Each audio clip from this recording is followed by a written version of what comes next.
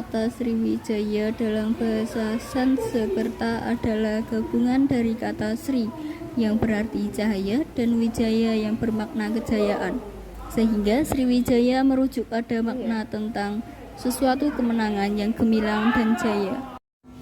Kerajaan ini membangun armada laut yang kuat dan membuat para kapal perdagang yang singgah di kerajaan ini merasa aman dari gangguan perampok. Menurut buku Sriwijaya, sebuah kejayaan masa lalu di Asia Tenggara, dari Kemendikbud, kerajaan Sriwijaya mampu menaklukkan jalur perdagangan strategis Selat Malaka meliputi daerah Bandar Melayu di Jambi, Kotra Kapur di Pulau Bangka, Tarumanagara dan Pelabuhan Sunda di Jawa Barat, Kalingga di Jawa Tengah, serta Kedah dan Caya di Semenanjung Melayu.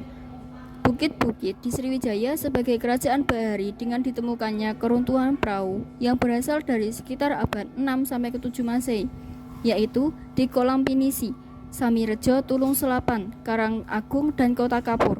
Perahu-perahu Sriwijaya dibuat dengan tradisi yang khas, yaitu teknik papan ikat dan kupingan pengikat. Raja-raja kerajaan Sriwijaya mengutip dari buku Mengenal Kerajaan-Kerajaan Nusantara karya Denny Prasetyo. Berikut daftar raja-raja yang pernah memimpin kerajaan Sriwijaya.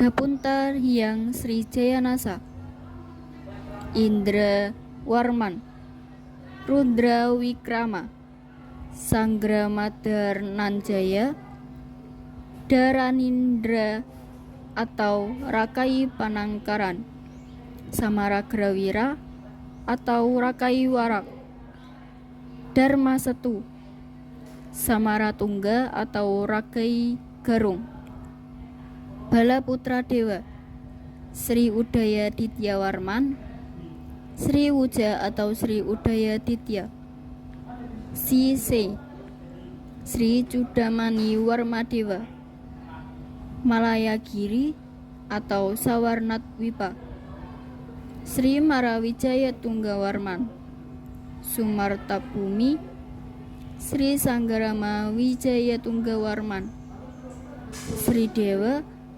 Dharmawira, Sri Maharaja Trailokyaraja Maulid Sunasa Warmadewa. Peninggalan Kerajaan Sriwijaya. Peninggalan Kerajaan Sriwijaya yang masih ada hingga saat ini antara lain: yang pertama, Prasasti Kedukan Bukit. Prasasti Kedukan Bukit ditemukan di sekitar tepian Sungai Batang, Kedukan Bukit, Kota Palembang. Prasasti ini berisikan tentang pemberian izin kepada seorang pendeta Buddha untuk mendirikan tempat ibadah. Prasasti ini merupakan bukti sejarah dan kemajuan kerajaan Sriwijaya yang berasal dari Pulau Sumatera dan berdiri pada tahun 682 Masehi. Yang kedua, Prasasti Ligor. Prasasti Ligor ditemukan di Thailand bagian selatan oleh Nakhon Si Thammarat. Prasasti ini menceritakan kisah Raja Sriwijaya yang membangun Tisamaya Caitya untuk Kajaya. Yang ketiga, Prasasti Kota Kapur. Prasasti Kota Kapur ditemukan di Kota Kapur, Bangka Belitung. Prasasti ini diperkirakan ditulis pada 656 Masehi. Prasasti Kota Kapur berisikan permintaan kepada dewa untuk menjaga persatuan dan kesatuan kerajaan Sriwijaya. Yang keempat, Prasasti Talang Tua. Prasasti Talang Tua ditemukan di sekitar Palembang, Sumatera Selatan. Prasasti ini berisi tentang pembangunan taman oleh Sri Jayanasa yang dibuat untuk rakyat pada abad ke-7. Yang kelima, Prasasti Palaspasema. Prasasti Palaspasema ditemukan di pinggir rawa Desa Palaspasema, Lampung Selatan. Peninggalan ini ditulis dalam 13 baris dan berhuruf Pallawa dengan bahasa Melayu kuno. Isi prasasti ini hampir sama dengan beberapa prasasti peninggalan Sriwijaya lainnya yang ditemukan di Lampung, yaitu tentang kutukan bagi mereka yang tidak patuh kepada penguasa kerajaan Sriwijaya. Dikutip dari buku Kedatuan Sriwijaya, Perjalanan Suci oleh Kemendikbud RI, prasasti lain yang ditemukan sebagai petunjuk kerajaan Sriwijaya adalah Prasasti Kedukan Bukit. Prasasti tersebut diketahui Kerajaan Sriwijaya didirikan oleh Dapunta yang pada tanggal 16 Juni 682 Masehi. Nama lengkapnya tertulis pada Prasasti Talang Tuwo yaitu Dapunta Hyang Srijaya Nasa. Menurut Prasasti Kedukan Bukit, Srijaya Nasa mengadakan perjalanan dengan memimpin 20.000 tentara.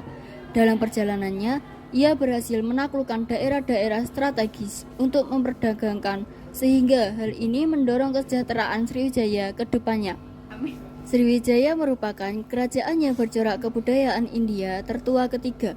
Diperkirakan Srijaya Nasa melakukan pada awal berdiri Sriwijaya melakukan ekspedisi pada wilayah-wilayah yang enggan tunduk pada mereka.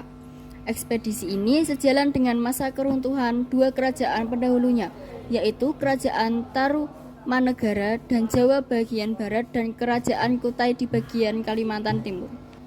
Masa kerajaan Sriwijaya. Kerajaan Sriwijaya berkembang menjadi sebuah kerajaan besar sejak abad ke-7 hingga abad ke-11 Masehi. Hal ini dilihat dari kedudukan kerajaan yang mencakup wilayah-wilayah strategis untuk menjaga dominasi perdagangan laut. Raja Dharma I berhasil melebarkan sayap Sriwijaya hingga semenanjung Malaya. Bahkan, kerajaan ini membangun sebuah pangkalan di daerah Linggor yang memungkinkan kapal-kapal dari Cina dan India singgah. Puncak kerajaan Sriwijaya dimulai pada abad ke-8 hingga ke-9, dimulai kepemimpinan Raja Balaputradewa. Pada masa tersebut, Sriwijaya memiliki wilayah kekuasaan hingga Malaysia, Singapura, dan Thailand Selatan. Berdasarkan ke Prasasti Nalanda, Balaputradewa merupakan anak dari Samaratungga, raja kerajaan Mataram kuno dari garis keturunan Shailendra. Di bawah kepemimpinan Raja Balaputradewa, Sriwijaya dikenal sebagai kerajaan maritim.